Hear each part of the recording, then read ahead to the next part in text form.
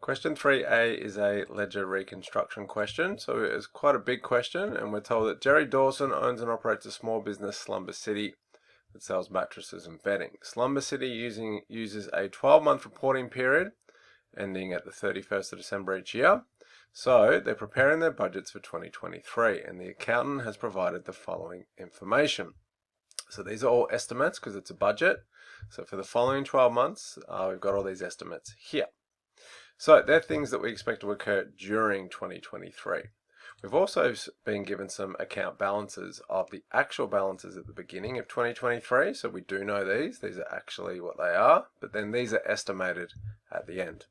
And the last thing we're told is that the bank balance at the end of the 31st of December at the end of 2023 is estimated to be 28,500 credit, so actually an overdraft. So that's the estimated balance at the end of the budget period. And what we've been asked to do is reconstruct for question A the inventory ledger for the year ended 31st of December to determine the credit purchases of inventory expected to be made. And remember, when we're budgeting, dates are not required. You can put them in if you like. Don't really have them for some of them, but for the balances we do. But yeah, you can just leave them. The other thing to remember is when you're doing these questions is it's really hard to go back and try and remember all that information and then go, oh, now I'm going to go and do the question.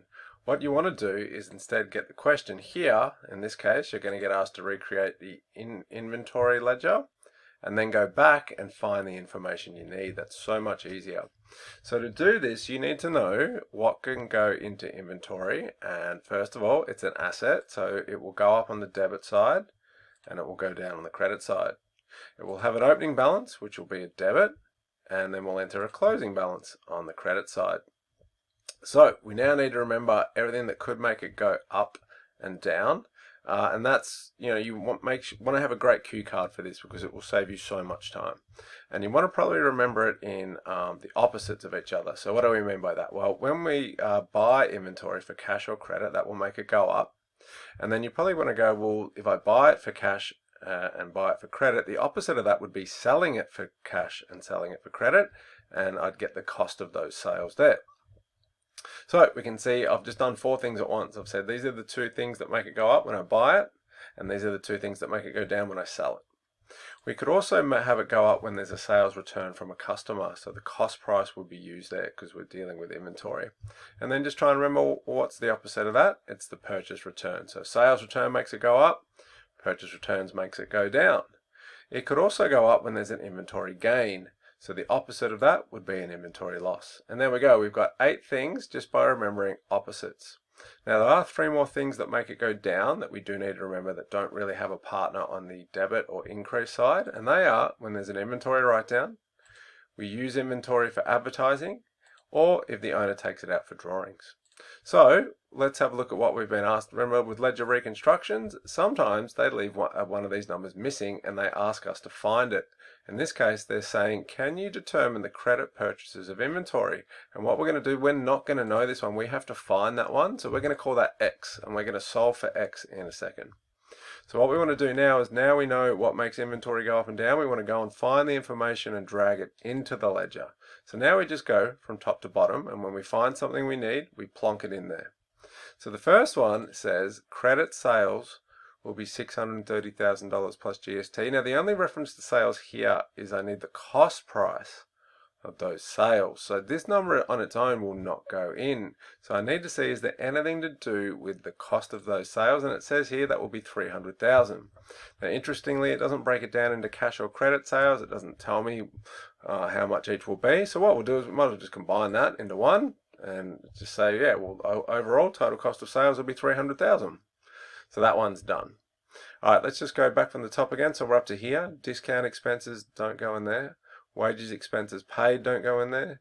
However, there is an inventory write-down for $10,000, and that would be this one here. Other expenses paid, doesn't even say what they are, $40,000, and then we've got depreciation 10. So that's it. That's all that information we've used. Let's go to our account balances. We've got accounts payable. We don't need that yet. Accounts receivable, don't need that. It's this one here, inventory. So the inventory balance actually on the 1st of January is 100,000. So that will be my opening balance.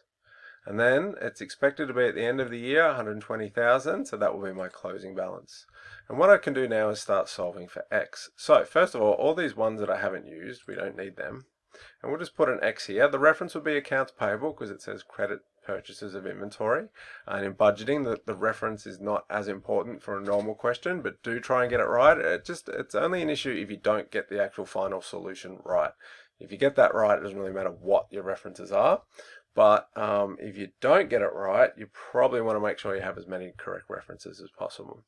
So how would we get this number? Well, we go back and we just say, well, we can't add up 100 and X, but I can add up 300,000, 10,000, and 120,000, and I write that total there. And then on the same line, on the other side, I write the total there. And now I get my calculator and I do 430,000 minus all the other numbers. Now in this case, there's only one, it's 100,000. So therefore, X there would be 330,000, and we've answered our question.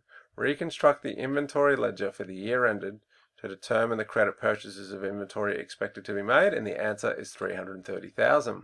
So in terms of marks, I gave 1 mark for the opening and closing balance, 1 mark for the credits to cost of sales and inventory write-down, and then I awarded 2 marks to this. That way, if you muck up some of these other ones, you can get 2 marks because this will become a carry forward or consequential mark. Just remember, the dates are not required, so you don't need them. And try and get those references right, but in budgeting it's not as essential, but try and focus on getting your references right, so therefore when you do other questions it'll be much easier.